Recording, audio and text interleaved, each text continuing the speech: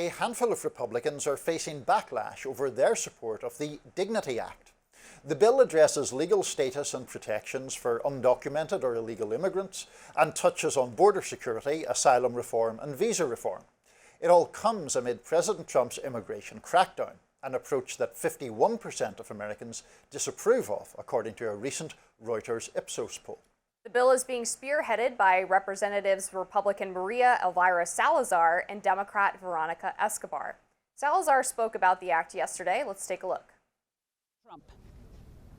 Sir, the same God who saved you from death in Pennsylvania 1 year ago and who put you back in the Oval Office against all odds is the same God Almighty who millions and millions are begging to for some type of dignity, not amnesty.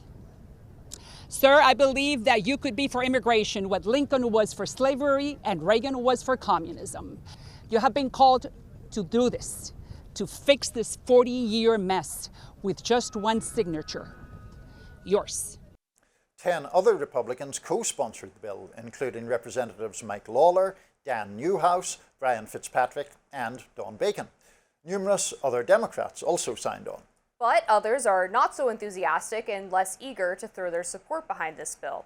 Turning Point USA founder Charlie Kirk writes, "This is a ruse, do not fall for it. This will grind President Trump's mass deportations to a halt. This is worse than soft amnesty.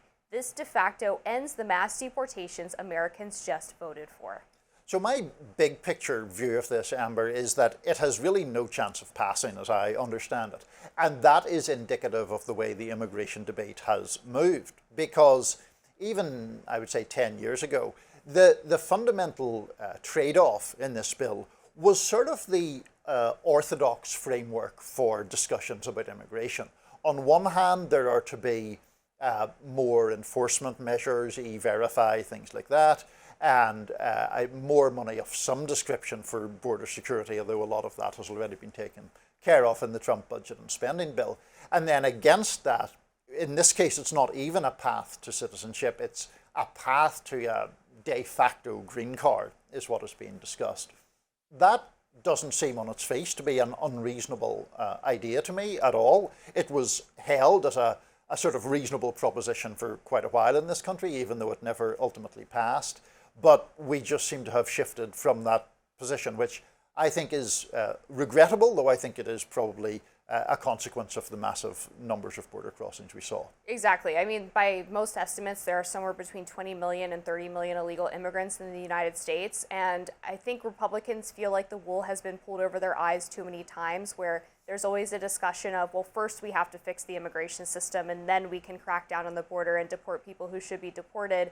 And they feel like the second piece of that never comes after each amnesty package. And some of the issues that they've cited in this bill include the fact that it basically does grant legal protections, if not outright amnesty, for anyone who arrived in the country prior to the Biden administration. It also allows legal status for anyone under the age of 18, which is not necessarily a dreamer, right? It could be someone who came when they were 16, 17, had a life in their home country, and then gets granted this legal status from this bill.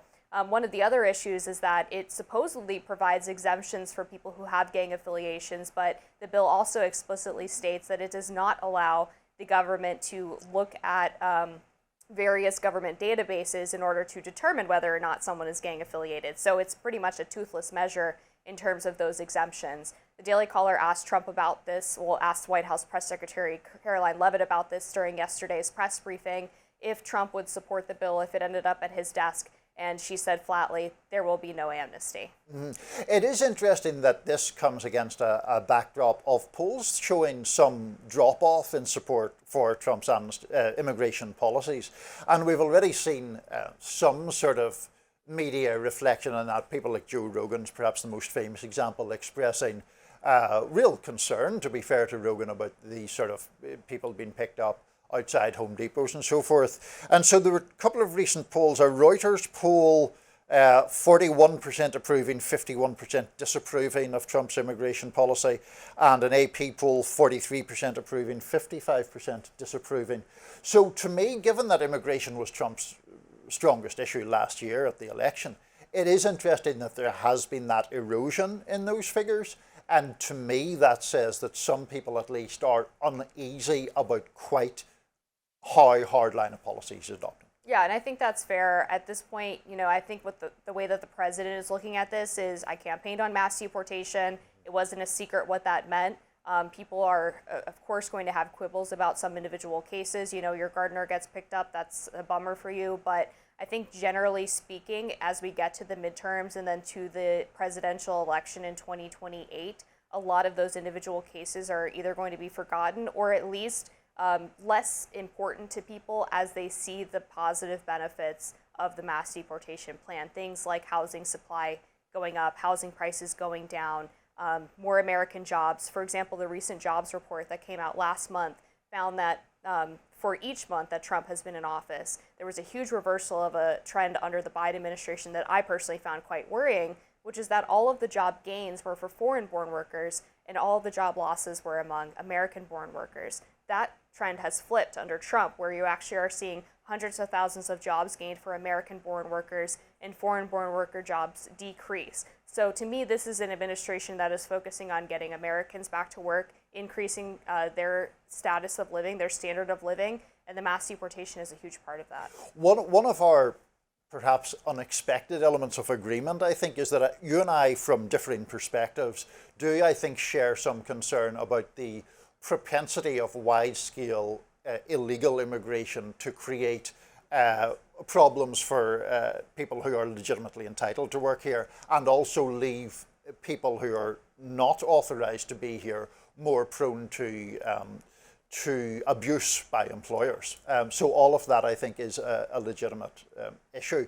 What do you think in this particular case of the fact that, yeah, it's not that many Republicans backing it, but there are some Republicans backing it? Do you think that goes to some sort of divide within the GOP on it? Not to the level that I would expect it to have 5-10 years ago, when there was the infamous Gang of Eight amnesty group, and there were a lot of Republicans during Trump's first term who were expressing misgivings about the quote-unquote family separation policy, which I don't personally call it that for reasons that we don't have time to get into here. Right. But now I think, you see the large bulk of the party mostly on board with this, and I think Trump has moved the Overton window on immigration, where it's no longer seen as outright cruel or un-American, although the left calls it that, to go ahead and remove people who are in the country illegally. I just think when people hear about stories of takeovers of apartment complexes in Colorado, when they see that immigration officials raid a pot farm and Democrats start defending the owners of the pot farm, completely ignoring the fact that there were multiple children who were picked up, who were working illegally and being exploited by those individuals, they feel like really the moral side of this is to grant priority to American citizens, make sure that people are no longer encouraged from making the dangerous trek to the United States and working in these exploitative conditions. On immigration, I think that I am not as far to the left as people imagine I would be because I'm an immigrant. And I think that pattern is often reflected. Trump, when he first ran, there was this prediction that he would get obliterated with Latino voters because he proposed such a hard line. But in fact, what happened is, if people can vote, they are by their nature citizens, and therefore they have gone through the immigration process and often don't love people short-circuiting or simply ignoring that process. I do think, though, there is a separate question about the treatment of people who have been embedded in their communities for a long time, doing nothing wrong beyond the breach of immigration status, and how they are dealt with. And I don't think that people, of course, by and large, don't support illegal immigration, but I do think they want a somewhat nuanced or prioritized approach to who you get out, who you treat harshly, and all the rest of it. Yeah, I do think those personal connections might prove politically troubling for the president. I'm of the position that it doesn't really matter. They should go anyway. But one of the interesting things I've seen in recent national surveys is that Hispanics are actually the group that has moved most to the Republican Party since Trump took office out of any demographic group. All right, former Fixer Upper hosts Chip and Joanna Gaines are upsetting conservative Christians with their latest reality show. We'll be back right after this.